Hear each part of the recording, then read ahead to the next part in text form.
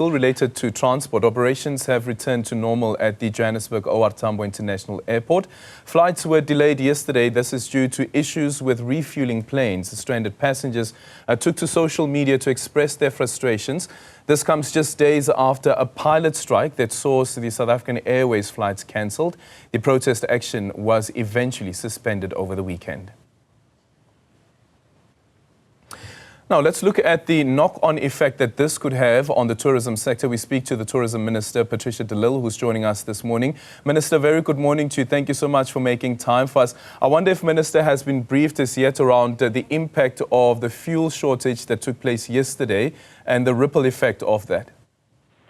Yes, indeed. I was caught in that mess myself yesterday, sitting on a plane for more than an hour, waiting for a staircase to arrive, waiting for buses to come, and all the planes had to stand in a queue to wait for buses and staircases.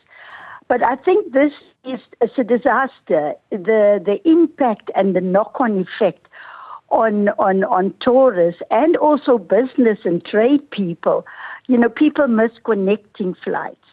Some people have been paying for the whole year, saving up money to go on a decent holiday.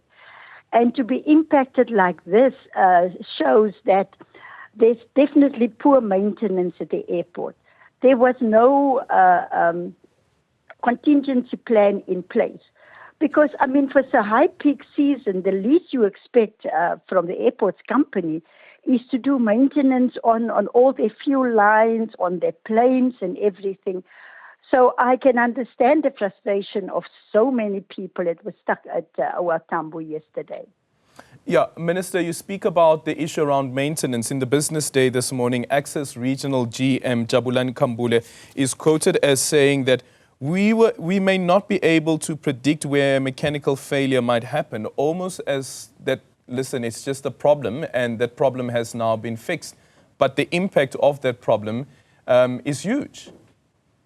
Definitely, and even if you can't predict where something is going to break, you need to have a contingency plan in place.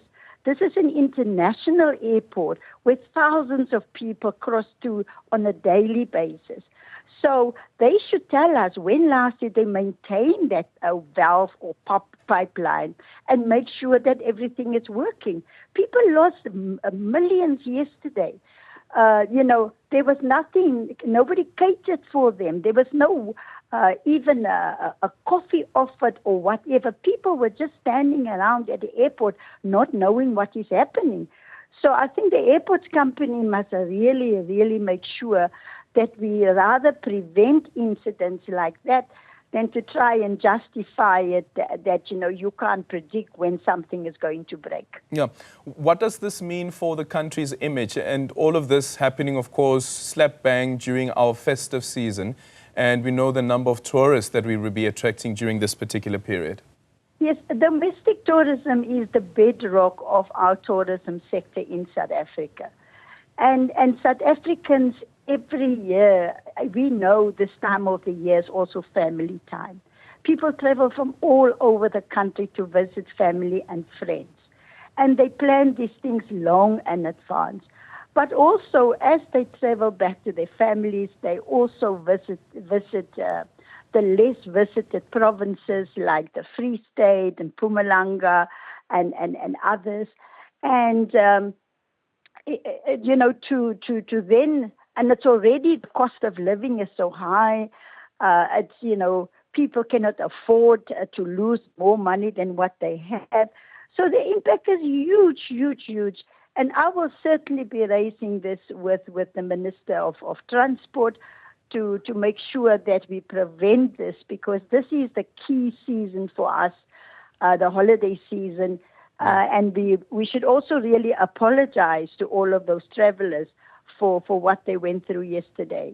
Yeah, some international flights were also impacted. From an international perspective, do you think that the knock-on effect itself would be huge as well? We know, for instance, when we report on a tourist who had become a victim of crime, an international tourist has become a victim of crime, what the impact there is. And here, perhaps maybe not as severe as somebody losing their lives, but here you also have hundreds, if not thousands, of international travelers also being stuck at the OR Tambo International Airport.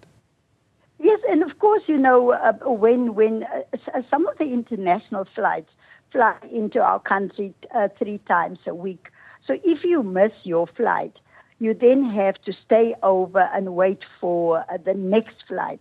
So our international tourists were also, and it's not only tourists, it's just ordinary people and business people, but most of them are tourists, that, you know, they were very negatively affected by this. So really, I do appeal to the airports company to make sure that they put contingency plans in place to avoid another disaster. Minister, just quickly in conclusion, you speak about the meeting or the conversation that you'd like to have with the Minister of Transport, Barbara Creecy. One of the issues that she is also dealing with now is the closure of the Limpopo border post and the impact that that is having on logistics. Does this at all have a knock-on effect on tourism, considering how closely South Africa and Mozambique are, and Yes. sometimes some people using the Limpopo border post? Most definitely, you know, especially for the province of Mpumalanga, the majority of tourists within the continent to Mpumalanga comes to, come to Mpumalanga. But they don't only come as tourists. On a day-to-day basis, people cross the border to go shopping and to connect, you know, from South Africa. So it's got a huge impact on the tourism sector and the trade sector of Mpumalanga with the border closures on that side. Yeah. Minister Patricia de Lille, thank you so much for your time, the tourism minister there, reflecting on what's happening with the Limpopo border post, of course, being closed down, but also a major impact that the fuel shortage from yesterday at the OR Tambo International Airport